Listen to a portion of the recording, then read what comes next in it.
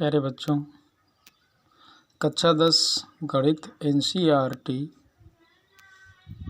अध्याय फर्स्ट वास्तविक संख्याएं रियल नंबर्स। आज हम बात करते हैं कक्षा 10 के गणित के फर्स्ट अध्याय की। इसका नाम है वास्तविक संख्याएं। वास्तविक संख्याएं में सबसे पहले बेसिक की बात होती है। जो बेसिक में बात होती है, नंबर 1 प्राकृतिक संख्याएं। प्राकृतिक संख्याएं प्राकृतिक संख्याएं प्राकृतिक संख्याएं क्या होती हैं कि 1 2 3 4 5 डॉट डॉट जितनी भी संख्याएं होती हैं सब प्राकृतिक संख्याएं होती हैं। नंबर 2 पे बात करेंगे हम पूर्ण संख्याओं की। पूर्ण संख्याएं पूर्ण संख्याएं क्या होती हैं? जब हम 0 से चालू करते हैं तो ये हमारी संख्याएं प्राकृतिक संख्याएं कहलाती हैं। इसके बाद में हम बात करते हैं पूर्णांक की। पूर्णांक जो है 0 1 2 3 4 आगे भी होती हैं।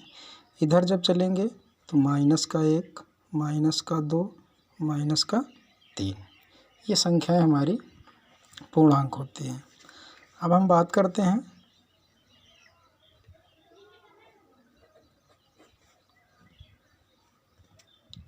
परिमेय संख्याओं की। परिमेय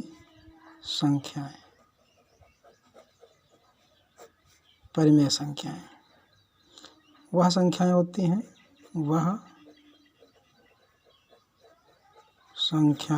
होती हैं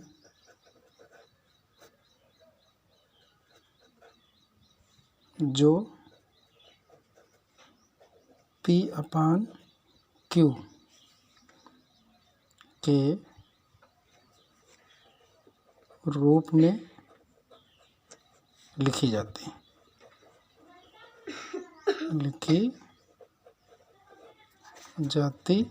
हैं, जहाँ Q नॉट इक्वल 0, Q का मान 0 नहीं होता है। जैसे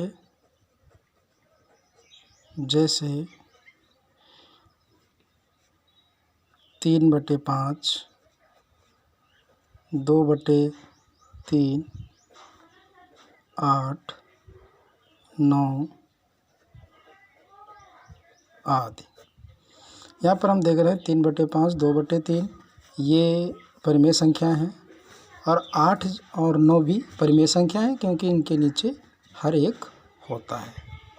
ये भी परिमेय संख्याएं हैं। अब हम बात करते हैं अपरिमेय संख्याओं की।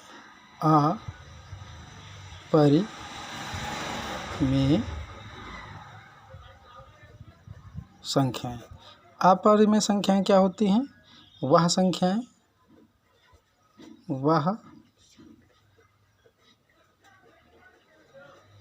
संख्याएं जो P/Q के रूप में नहीं लिखी जा सकती।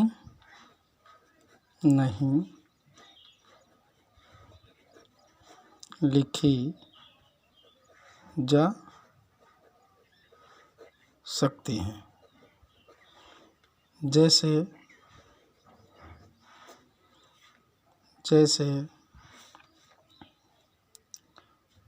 √2 √3 √5 √7 पाई परिमेय संख्याएं हैं, क्योंकि √2 का मान होता है 1.414, आगे डॉट डॉट आगे भी होता है। इसको हम परिमेय संख्या के रूप में नहीं लिख सकते। इसी प्रकार से √3, √5, √7 को भी परिमेय संख्या के रूप में नहीं लिख सकते। बात आ जाती है पाई।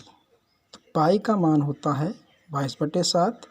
तो डिस्टर्ब मत होइएगा, 22/7 परिमेय संख्या के रूप में दिख रहा है, लेकिन ये अनुमानित मान है।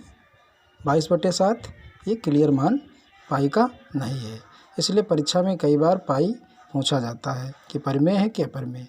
तो ध्यान देना, पाई जो है अपरिमेय संख्या है। इसके बाद में हम बात करते हैं वास्तविक संख्याओं की, जैसा कि चैप्टर का नाम भी है आपका वास्तविक संख्याएं।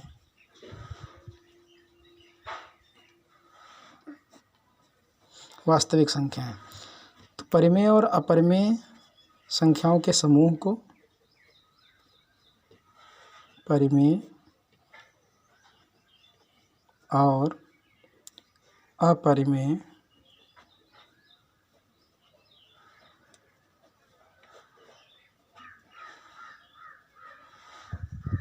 संख्याओं के समूह को वास्तविक संख्याएं कहते हैं।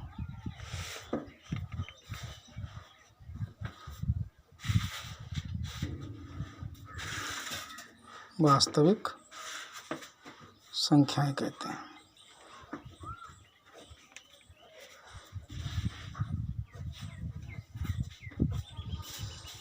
अब हमें समझना है,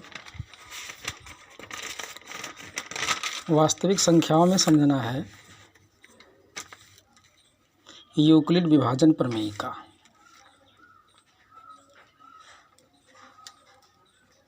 यूक्लिड विभाजन प्रमेय का। यूक्लिड विभाजन प्रमेय का क्या होती है? जब हम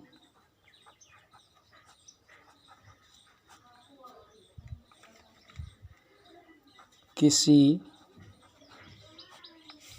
धन पूर्णांक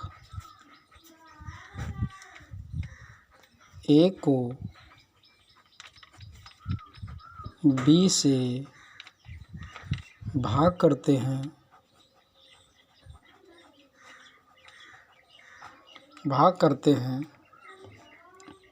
तो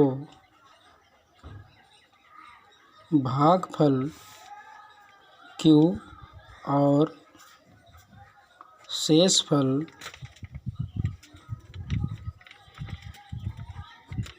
R प्राप्त हो,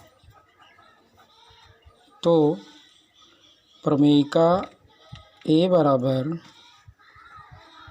BQ + R होती है, जो हमारी यूक्लिड विभाजन प्रमेयिका है। जहाँ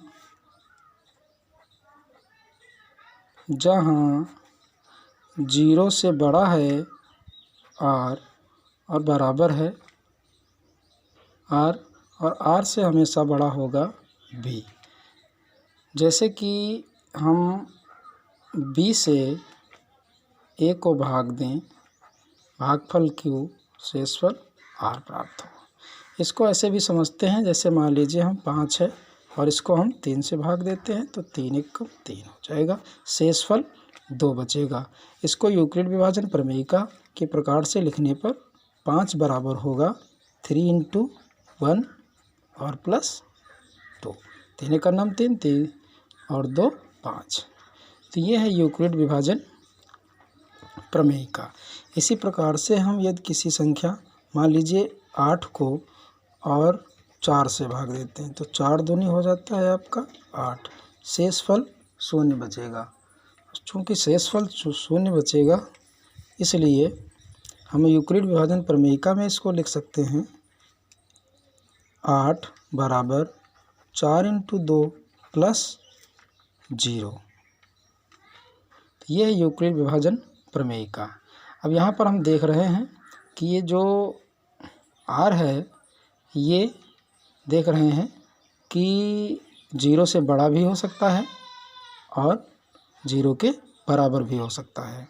दिख रहा होगा आपको कि ये r का मान नीचे होता है 2, तो 0 से बड़ा है, यहाँ पर 0 के बराबर है। और ये जो भाजक होता है b का मान होता है, b का मान हमेशा जो है r से बड़ा होगा। यहाँ पर देख रहे हैं ये 3 है, 2 से बड़ा है, ये 4 है जो 0 से बड़ा है। इसी प्रकार से यूक्लिड विभाजन प्रमेयिका है। अब यूक्लिड विभाजन एल्गोरिथम, अब बात करेंगे यूक्लिड विभाजन एल्गोरिथम।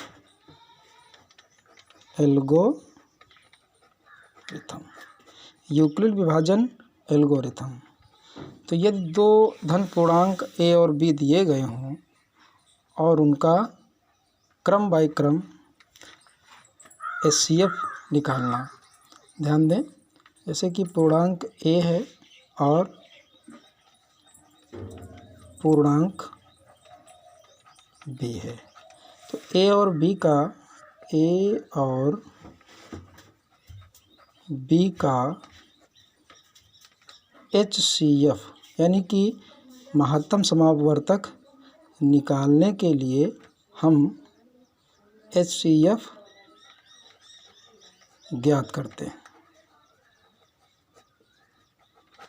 तो यूक्लिड विभाजन एल्गोरिथम के माध्यम से हम दो पूर्णांकों का HCF ज्ञात करते हैं।